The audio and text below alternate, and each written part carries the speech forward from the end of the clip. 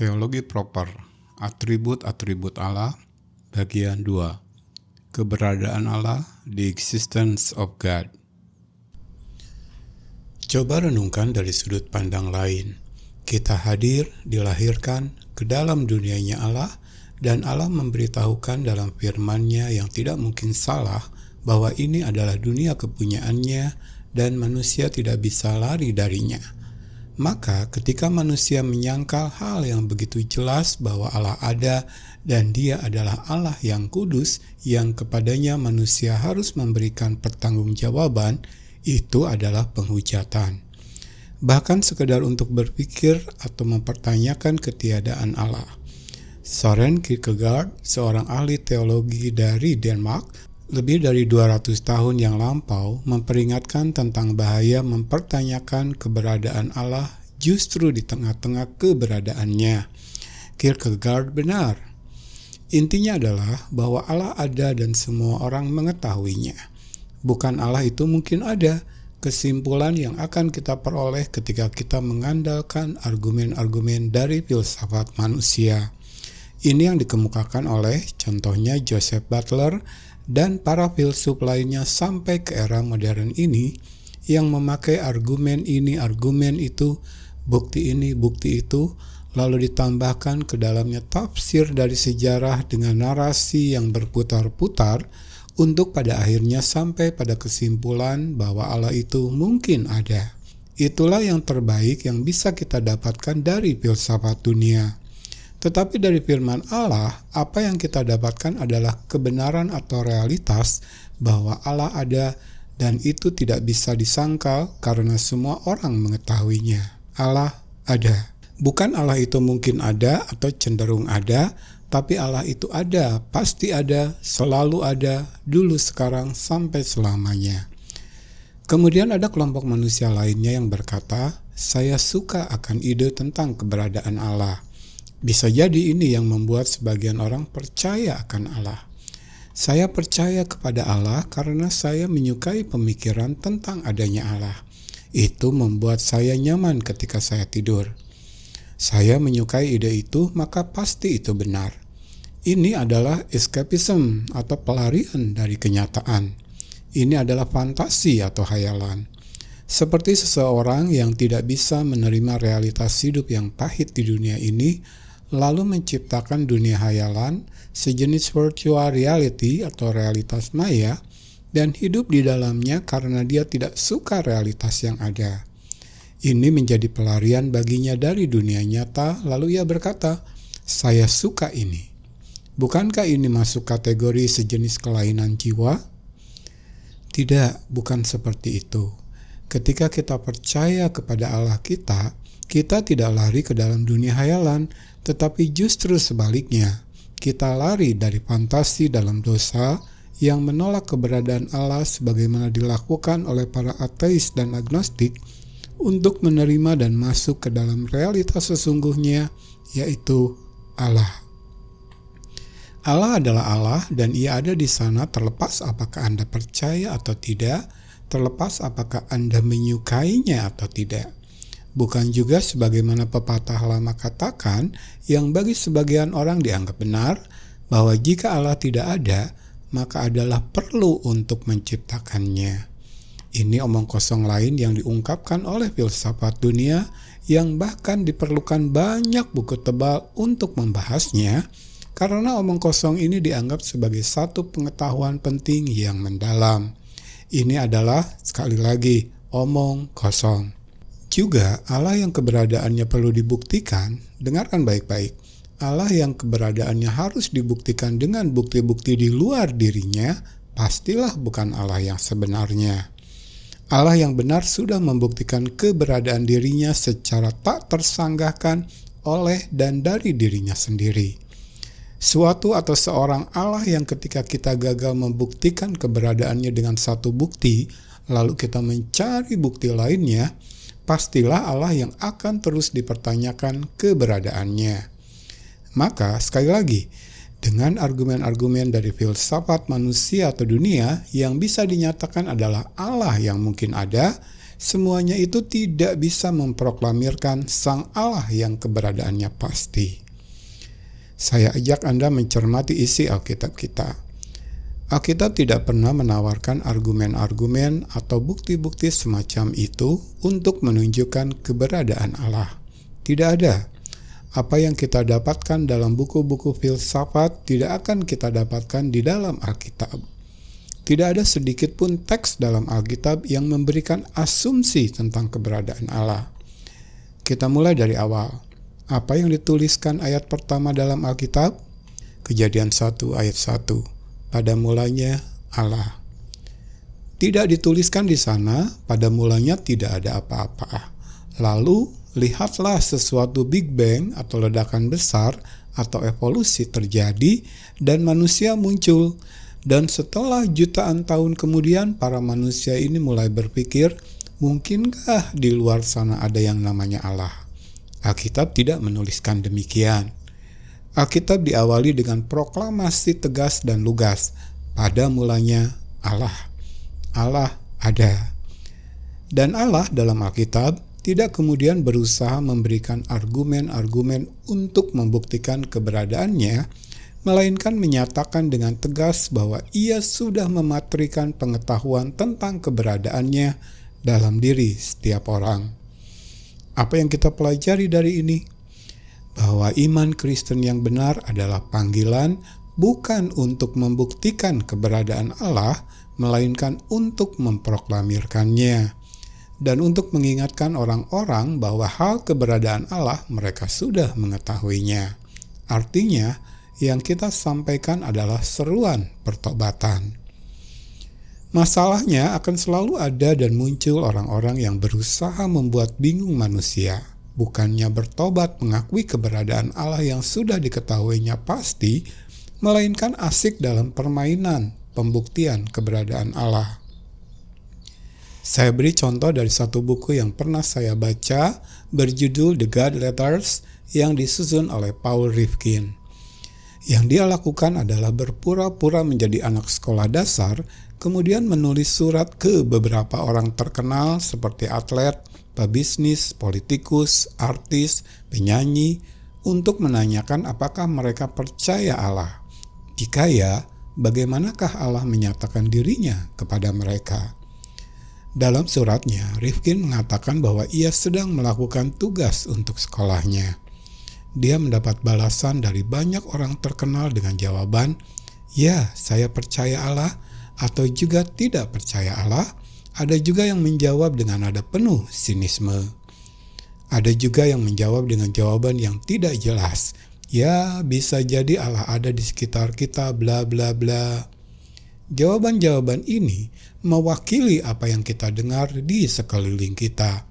Dari keseluruhan 150-an jawaban, kurang dari setengah lusin yang menjawab dengan benar, "Saya percaya kepada Allah karena Allah telah membuktikannya dan menuliskannya di dalam Alkitab. Itulah sebabnya saya percaya kepada Yesus Kristus." Tentu saja ini buku yang menarik untuk dibaca. Tapi kita tidak pernah dan tidak akan pernah membuktikan keberadaan Allah dengan buku-buku semacam ini yang berisi opini masyarakat, jejak pendapat, dan sejenisnya, melainkan oleh firman Allah. Nah, seperti sudah saya katakan, Alkitab dengan tegas menyatakan bahwa tidak ada yang benar-benar ateis, karena Alkitab mengatakan semua orang tahu bahwa Allah itu ada. Tetapi ada yang namanya practical atheist atau ateis dalam praktik. Mari kita buka Titus 1 ayat 16. Mereka mengaku mengenal Allah, tetapi dengan perbuatan mereka menyangkal Dia. Mereka keji dan durhaka dan tidak sanggup berbuat sesuatu yang baik. Ada orang-orang yang berkata, "Ya, saya percaya keberadaan Allah," tetapi mereka menjalani setiap saat dalam kehidupan mereka seolah Allah itu tidak ada. Kita diingatkan kepada teologi Allah mati atau God is dead di tahun 1960-an. Para penganutnya berkata, "Ya, Allah itu ada, tapi bagi kebanyakan orang, Dia mati." Dalam ungkapan Alkitab, orang-orang ini menjalani hidup tidak tinggal dalam naungan sayapnya. Itulah ateis dalam praktik. practical atheist. Lalu ada lagi yang namanya theological atheist, ateis dalam teologi, ajaran, atau pemahaman. Para penganutnya mengklaim percaya kepada Allah, tetapi mereka mendefinisikan ulang atau mereka-reka apa dan siapa Allah itu yang tentu saja itu bukanlah Allah sesungguhnya. Ada satu debat terkenal beberapa tahun lampau di Inggris, kalau tidak salah di Oxford University. Saat itu seorang ahli teologi liberal terkenal mencoba memenangkan debat melawan ateisme. Dan ia berusaha meyakinkan keberadaan Allah dengan terus-menerus mendefinisikan ulang apa dan siapa Allah itu, menjadikan pemahaman yang lebih rendah. Demi menarik orang-orang ateis menjadi percaya keberadaan Allah, ia terus-menerus mengubah argumennya. Di akhir debat, dengan bangganya ia berkata, "Saya memenangkan debat ini." Ketika diwawancara oleh wartawan di akhir acara debat, para ateis ini berkata, ia berpikir dengan mendefinisikan ulang apa dan siapa Allah itu, ia membuat kita percaya kepada Allah, padahal justru dengan begitu ia menunjukkan bahwa ia sendiri adalah ateis seperti kami. Coba renungkan ini sejenak. Ketika kita mendefinisikan, mengartikan ulang apa dan siapa Allah demi mengakomodasi keinginan manusia, sehingga apa dan siapa Allah itu tidak lagi sebagaimana dinyatakan dalam Alkitab, maka kita sebenarnya seorang ateis, karena kita tidak mau percaya kepada Allah yang benar sebagaimana dinyatakan dalam Alkitab. Dan dalam pengalaman pelayanan, saya banyak bertemu dengan orang-orang seperti ini.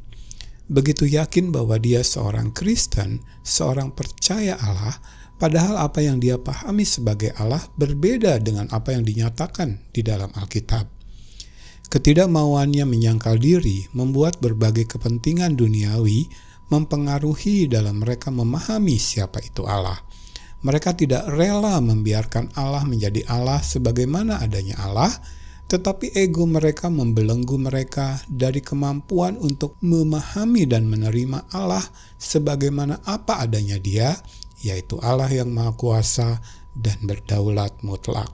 Dari tingkat jemaat biasa sampai kepada mereka yang mengaku pelayan Tuhan, bahkan dengan titel akademis mentereng pun, pada dasarnya adalah seorang ateis, jika pemahamannya tentang Allah tidak sesuai dengan apa yang Allah sendiri nyatakan di dalam Alkitab.